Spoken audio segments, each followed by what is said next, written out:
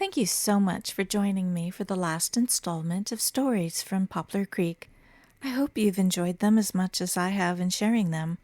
And if you have any questions about any of the other characters, let me know. I'd be happy to write another installment. Until then, please like or subscribe, and I'll see you on the other side.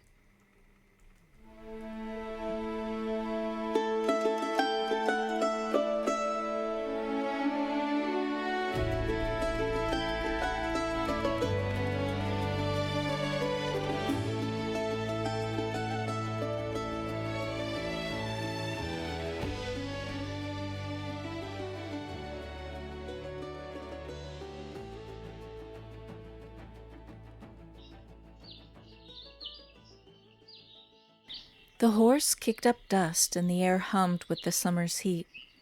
Margaret turned up the trail leading to the back road heading into Poplar Creek. It would take her around the back of the church and past the smithy. It had been a year since she had been on a horse, and with each mile she felt her body connecting to memory. After her time in Philadelphia, her senses had reoriented to the sights and sounds of a busy cityscape. Her being had stretched into a new conformation, and she wondered how she would fit again into the fabric of Poplar Creek. Some of the anxiety she felt relaxed when she passed two young boys fishing at the creek. It filled her with a warmth that was pleasant despite the season's heat. "Welcome home, Miss Margaret," they called.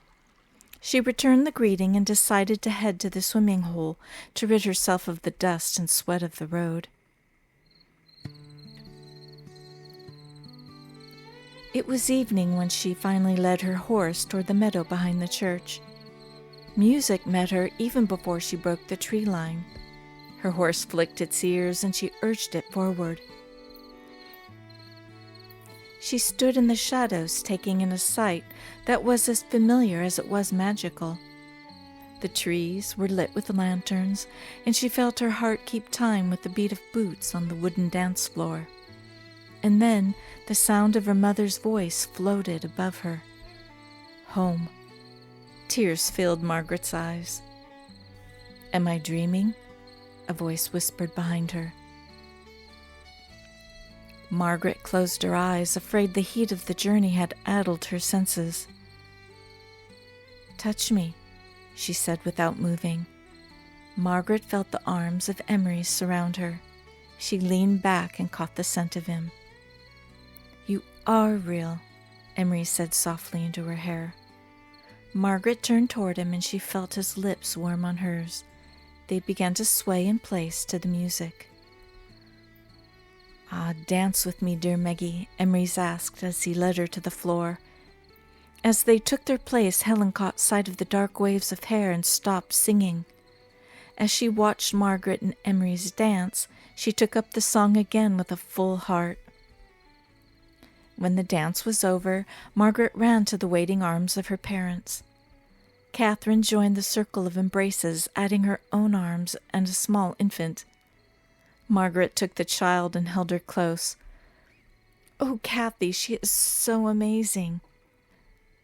"Where's Allie?" Margaret asked, aching to complete the circle. She searched the crowd for Alice's curls. "She's not here, Meggie." "She left last spring," Kathy said, saving her mother from words she found painful to utter. "Gone?" "She's married now and living with the Nahu's family," James finished. Dawn painted the morning with pink gold as Margaret saddled up to tend to a farmer's wife who had met the mean end of a cow's foot. As she headed toward the road, she noticed a fourth headstone in the family plot and headed toward it. She read, "Here lies Rudyard, the most loving and loyal dog. You are missed." Oh, Rudy. Margaret continued on up the trail, and as she rounded a corner, her senses peaked. Her eyes traveled up to the top of a hill, where two figures on horses stood watching her. Anahu was a man now, tall and straight as he sat in his saddle. But Margaret's eyes shifted quickly to the young woman next to him. She recognized her sister instantly by the way she set her horse.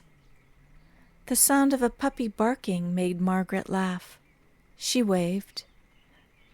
Allie and Anahu waved back before turning their horses down the trail and out of sight. The shock of Alice's sudden departure was softened with time. Regular visits were established, and the rocking chair on the front porch of the Alder homestead rocked many more babies. And love and kindness endured in Poplar Creek. Thank you so much for listening. It's been a joy to share these stories with you. I hope you'll come back when you just need a break. Be well, and I'll see you on the other side.